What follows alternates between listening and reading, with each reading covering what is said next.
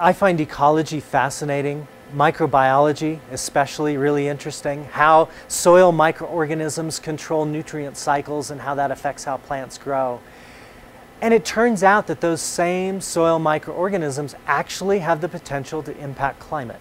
And that just blows me away. These little tiny cells in the soil having an effect on the global scale. I just think that's cool. The Earth's getting warmer. The Intergovernmental Panel on Climate Change that synthesizes all this climate change research says that most of that warming we've seen is due to human activities. We want to be able to say how much more warming is going to happen. And one of the missing pieces is how will ecosystems respond to climate warming. One of the ways they can respond is by producing more of the very gases that warm the Earth. So this research is really focused on that question. We're using the elevation gradient right here in our backyard in Flagstaff. So we have 5 field stations along that gradient. They start at the top in the mixed conifer forest, to the ponderosa, to the pinyon juniper woodland, to the high desert grassland, to the Great Basin desert. To simulate global warming, what we're doing is we're taking a microecosystem, a piece of the ecosystem, the soil, the plants, all together, from one life zone, and we're moving them down the gradient one step. And what that does is it simulates roughly the warming projected for the next 50 to 100 years. It's a really nice way to manipulate warming for a couple of reasons. You're warming both the air and the soil, that's realistic, and it's very easy to maintain. We're getting ready now to measure the production and consumption of carbon dioxide, methane, and nitrous oxide from these plots. This is the chamber that we use. It's got a attachment on the top here for the canisters. And so we place it over the core. So then we got an airtight seal. And we take one of the canisters, and that immediately sucks up a 100 cc sample.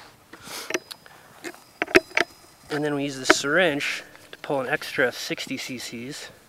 Inject it into the canister to overpressurize the canister so that we can run it on the GC back at the lab. And that would be a times 0. Carbon dioxide is the most important greenhouse gas that humans are producing, causing to increase in the atmosphere. But methane and nitrous oxide are the next 2 important ones. We're going to take a sample of the trace gas that is inside this cylinder, and we're going to inject it into our pre-concentration unit to prepare it for the gas chromatograph, which is also referred to as a GC. The gas chromatograph actually separates the different gases that are contained inside of the sample, and then it allows for a measurement to be made on a single gas. And in particular, using this instrument, we're looking at nitrous oxide. Nitrous oxide is also laughing gas, right? What you get in the dentist's office. And it's increasing in the atmosphere. Not enough to make the world a happier place, but it is enough to contribute to the warming. Nitrous oxide, molecule per molecule, is about 300 times more effective at trapping heat than carbon dioxide. So it's an important greenhouse gas too. One of the things we hope is that by doing experiments like this, by looking into the details of one community and one ecosystem, we can take those responses and distill from them some general principles that tell us about how ecosystems will respond to climate change. The plants we see in these tiny little plots right here are actually very relevant to what we expect to see in terms of how the world works 50 to 100 years from now, when our climate presumably will be warmer.